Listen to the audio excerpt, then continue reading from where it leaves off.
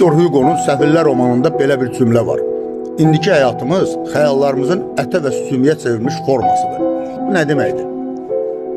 Xəyal olmasa gerçək olmaz. Hər şey birinci xəyal olur, sonra gerçək. Buna belə də deyirlər, fikirlərin materiallaşması. Yəni düşünürsən ki, su içmək istəyirəm, susamışam, biraz sonra gedib su içirsən. Və yaxud düşünürsən, durub gedəcəm, indi arasa, biraz sonra durub gedirsən. Bütün davranış və hərəkətlər birinci xəyal formasında. Biz onu düşünürük, sonra onu reallaşdırırıq.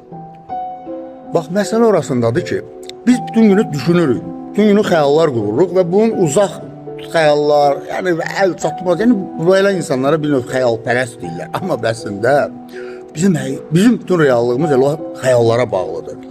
Düşüncələrlə, xəyallarla biraz ehtiyatlı olun. Nəyi düşünürsənsə, onu da yaşayırsan.